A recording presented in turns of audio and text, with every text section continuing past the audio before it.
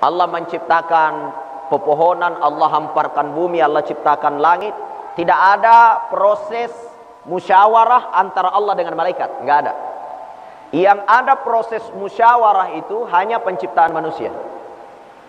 Ya. Jadi Allah ciptakan bumi, langit, Allah ciptakan air, Allah ciptakan lautan, itu dalam surah Sajadah. Alladzi khalaqas samawati wal arda wa ma bainahuma fi sittati ayyam thumma istawa 'alal 'arsy ma lakum min dunihi min waliyyin wala syafi'in afala tatazakkarun. Alladzi khalaqas samawati wal arda, Allah ciptakan langit, Allah ciptakan bumi. Wa ma bainahuma, dan apa yang ada di antaranya, ya, apa pepohonan, ya, apa rumput-rumput, buah-buahan, apa yang hidup di antara langit dan bumi itu. Ya. Selama fi sittati ayyam, ya. Sittati ayyam, 6 hari, ya.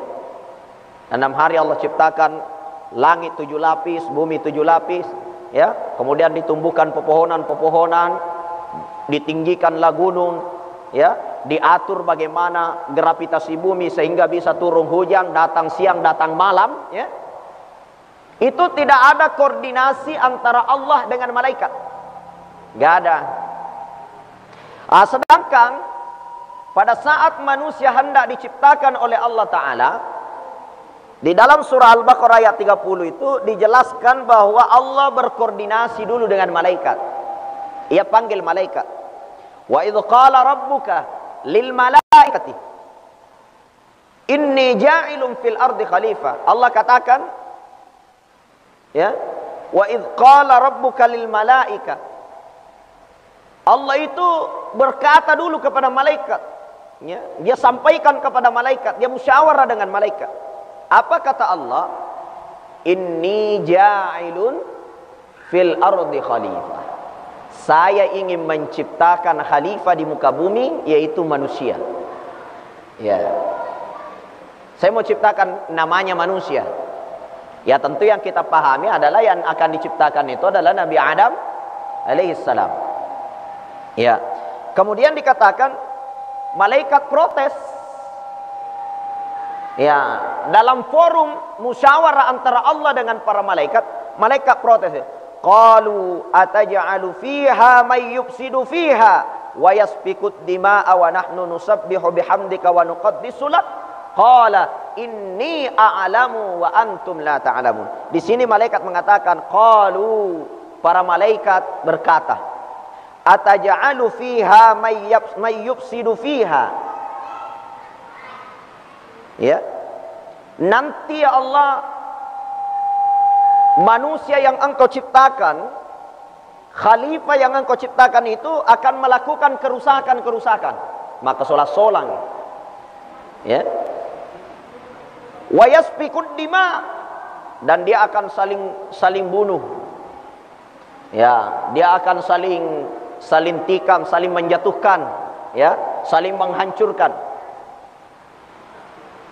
Wa nahnu nusabbihu bihamdika wa nuqaddisu lak. Kami ini sudah taat kepadamu, itu kata malaikat. Kami ini sudah sujud kepadamu, kami sudah beribadah kepadamu. Kenapa lagi mau ciptakan manusia? Nanti dia buat kerusakan. Wa yasfikud dima, dia akan berbunuh-bunuhan, dia akan berbantah-bantah, dia akan saling menyakiti, ya. Dia akan buat kerusakan-kerusakan di bumi. Langsung menjawab, kami ini sudah taat ya Allah, enggak usah ciptakan itu, ya. Apa kata Allah? Qala inni a'lamu wa antum la ta'lamun. Allah berkata, inni a'lamu wa antum la ta'lamun. Saya lebih tahu apa yang kamu tidak tahu, ya. Kalau kita melihat redaksinya ayat ini, malaikat itu juga protes sebelum diciptakan manusia. Ya, protes. Protesnya malaikat melihat apa yang akan terjadi ketika diciptakan manusia. Gitu. Pada saat koordinasi antara malaikat dengan Allah Subhanahu wa taala, di dalam kitab Sirrul Asrar, manusia akan disempurnakan oleh Allah. Ya, terjadi perbincangan antara malaikat dengan Allah. Malaikat tanya dulu, apa isi daripada manusia itu? Ya, sama dengan ketika orang membuat sebuah komputer, ya, membuat satu aplikasi. Ya, tentu kita tahu apa isinya itu, ya, apa softwarenya. Ya, ini malaikat tanya, apa software manusia yang mau diciptakan itu, khalifah yang mau diciptakan? Allah katakan, isi dari manusia itu ada 3, software utamanya ada 3. Ya, sama ketika kamera itu menyala, tentu di situ ada yang mendukung. Pertama harus memiliki megapiksel yang tinggi. Artinya bagaimana dia bisa mengambil gambar dengan jernih. Kemudian dia harus memiliki gigabyte yang tinggi, sehingga dia harus menyimpan video yang panjang. Kemudian tentunya juga harus ada jaringannya. Itu softwarenya. Nah, manusia mau diciptakan itu, malaikat tanya, apa softwarenya itu manusia? Ini yang mau diciptakan ini. Nah, gitu. Kemudian Allah Subhanahu wa taala menjawab kepada malaikat, software utamanya 3. Software pertama adalah hati, al-qalbu. Software kedua adalah al-aklu, akal, pikiran.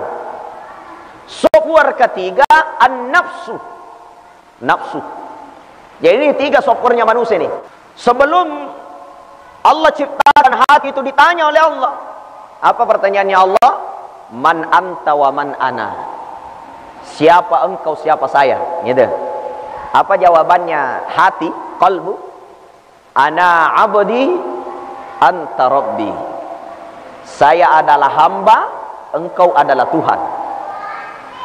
Sesudah itu diciptakanlah dia. Software kedua adalah akal. Ditanya oleh Allah, man anta wa man ana.